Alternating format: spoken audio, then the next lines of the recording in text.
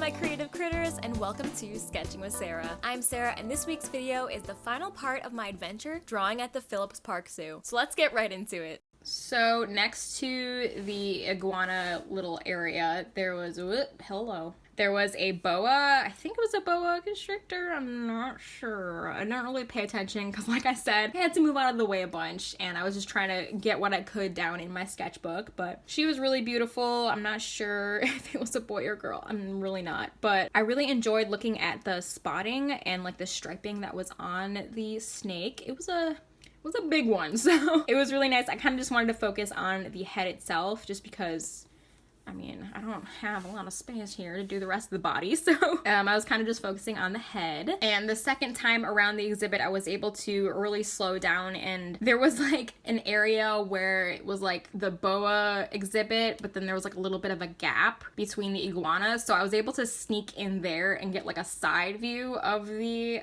boa here. So I was able to be out of the way and study this guy a little bit closer, so I was able to get a little bit more detail into this sketch, which I was very happy about. It was nice to be able to study the shapes in the like patterning on him and like the striping and everything. I thought it was really interesting. So I'm very grateful that I was able to find that little nook to study him a little bit more. The next drawing that I have on this page too, I think this was also the second time around, and on the little card that was next to it, it said I.O. leopard gecko, and I guess his name was Leo because that's what it was labeled as, so I guess that's just for the zookeepers to keep track of who's in what little cage. So this was a leopard gecko. He was also not moving around a ton. There was a lot of like foliage and stuff. He was kind of hidden in like a little log too. There's all kinds of like leaves and stuff, so I couldn't see this really well, so I was kind of studying this part for the most part. As kids were looking at it and stuff, I kind of peeked around like the foliage to kind of see the tail a little bit more, because the tail was really interesting to me, and how like fat and then skinny it is, you know? It's like a little something stuck in there or something. It was really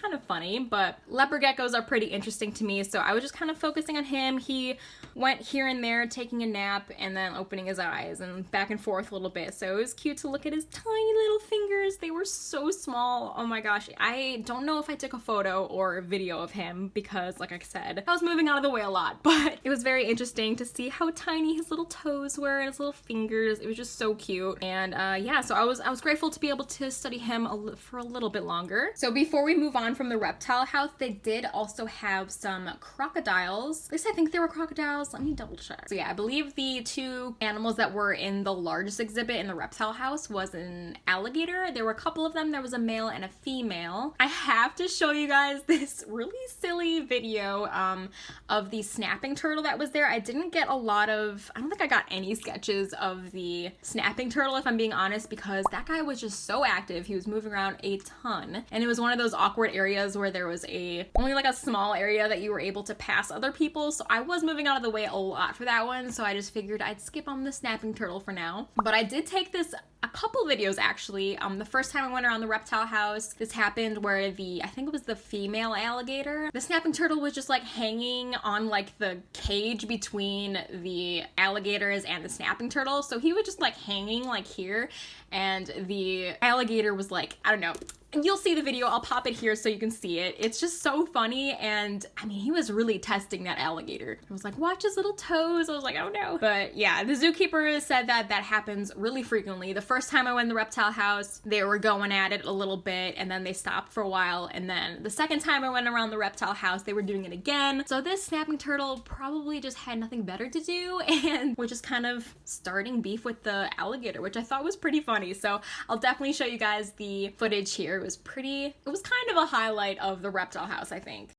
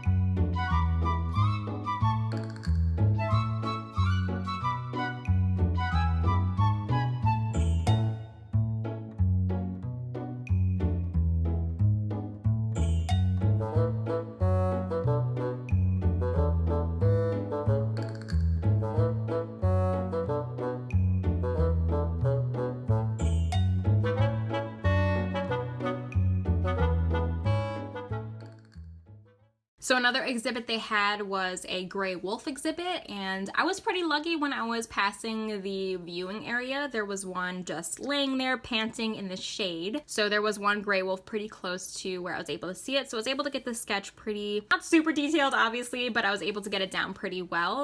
Like I said, it was a small viewing area, so I wanted the kids to be able to see the gray wolf as well. But yeah, he was kind of just chilling in the shade. There were a bunch of other gray wolves, but they were farther in the exhibit. You couldn't see them very well.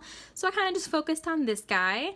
An interesting fact that I read on the little plaque next to their exhibit is that the gray wolves are also known as timber wolf, and they're the largest member of the canine family.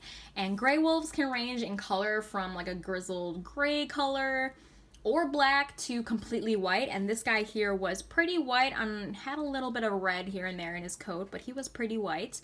But other wolves in the exhibit were more gray and more brown gray, so there was quite a variety of the gray wolf in that exhibit. They also have a really complex communication system ranging from little barks and whines and growls to the typical howl that we know wolves for. But yeah, this guy was mostly just panting in the shade and kind of just cooling off from the warm day that was at the zoo when I went there. So the rest of the animals I kind of want to speed through real quick. I'm not sure how long this video will be, but if you're here, thanks for still being here, and I appreciate you sticking around.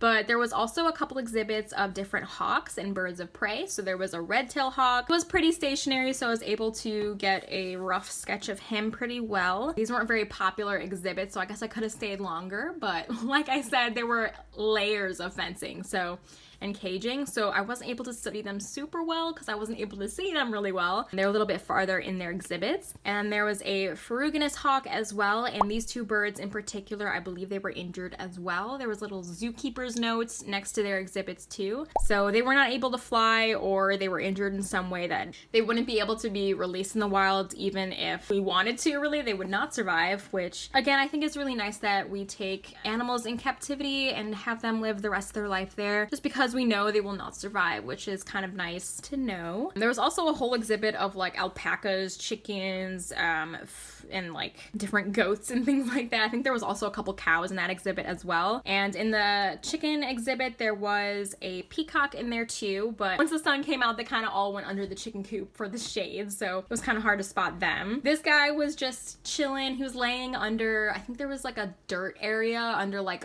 something that all the chickens could stand on. I don't really know how to explain it, but he was kind of rolling around in the dirt, probably to cool off. He was like rolling around like a dog would, kind of. It was pretty funny. So I was able to get a quick sketch of this little hen just digging around in the dirt. I'm not sure if I took a video or a photo of this, but it was pretty cute, so I had to get him down in my sketchbook. And this is a quick head study of the goat that was on top of like this. It kind of reminded me of like a playground with like, you can climb up on the different areas that had like a ramp on it and stuff. And he was just on the top of everything, just patrolling the rest of the animals there. It was kind of interesting. And so yeah, there were some farm animals there as well. I'm pretty sure that is it for the sketches. But last but not least, so like I said, I was just about to leave the zoo. I'm not sure if I mentioned it actually, but the first time I went around the zoo by the bald eagles, there was a mountain lion / puma exhibit, and I wasn't able to spot them. I think they were like under the rock like cave thing that they could go under. So they weren't really visible to the tourists that were in the viewing area or the rest of the caging around it. Either I wasn't good at spotting them or they just weren't out in general, but as I was leaving the zoo, I was able to spot one. They were hanging out in like the way back of the exhibit, so it was pretty hard to see. Plus there were, like I said, lots of layers of caging, so to try and take a photo or a video was pretty challenging anyway. But I was happy to be able to see a little face sticking out a little bit, even if it was far away. So I was able to get some general sketching of that guy. He was panting and kind of, twitching around a little bit, so that it was pretty hot that day, so I don't blame him for wanting to stay in the shade and pant a little bit. I believe there were two. I kind of saw like the back end of another one, but I kind of just focused on the one I could see his face. So I was really happy to be able to see him before I left, which was nice. I'm not sure what their names were, or if it was boy or girl. I'm not really sure, but yeah, I think I'll end this on a couple facts that I learned about the puma. Yeah, the exhibit was labeled mountain lion in parentheses, cougar. So you can spot these mountain lions in North and South America, from the southeast Alaska to southern Argentina and Chile, from deserts to woodlands, and they can weigh from 75 to 200 pounds. So these guys can get pretty big, and their lifespan is from 12 to 15 years, and they mostly eat deer, and they are the largest of the North American cats, which I didn't know that. I thought maybe, I guess lions and tigers, they don't really live in North America, so I guess that makes sense. And they can bound up to 40 feet running and leap 15 feet up a tree and walk many miles at 10 miles per hour. So these guys are pretty fast and very strong to be able to leap that far, which is nice. That way they can get away if they need to and take their prey up a tree if they want.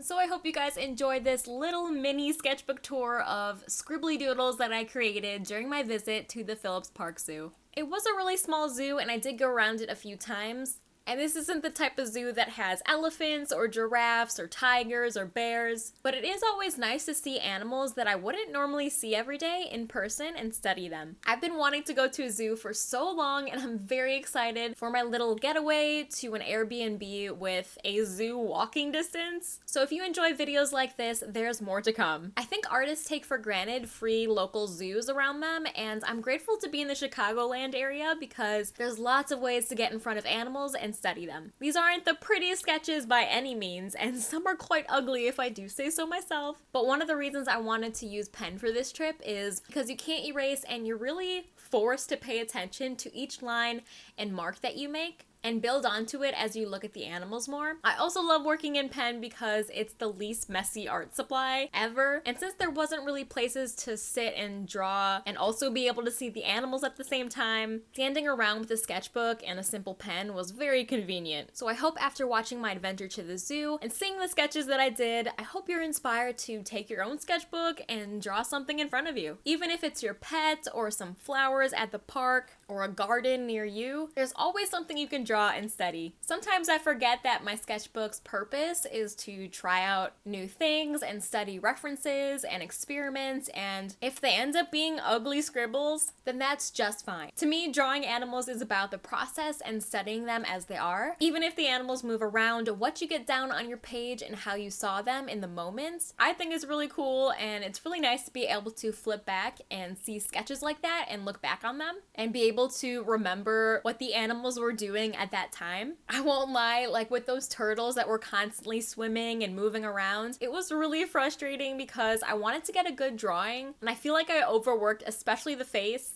But once I let it go and moved on, I realized it's just a sketch, and I really started to enjoy the process even more without that added pressure that every drawing that I make has to be perfect. And plus, at the end of the day, you're at the zoo to see animals, not to make a masterpiece. At least I'm not. And I find that when I take that pressure off of myself, I really do have a good time. Anyway, I hope you guys enjoyed this video, and if you did, don't forget to leave a like and subscribe for more art and animal related content. I upload a new video here every Friday, and I would love to have you become a creative critter with me and follow along on my YouTube journey. If you made it this far, leave me a comment and let me know what your favorite animal is at the zoo. Mine is definitely polar bears or elephants or giraffes, any big cat or sea otters. Honestly, I can't decide, but for this zoo, I definitely say the snapping turtle and alligator romance was just so funny and interesting to watch. Anyway, thank you guys so much for watching. Stay creative, and I'll see you in next Friday's video.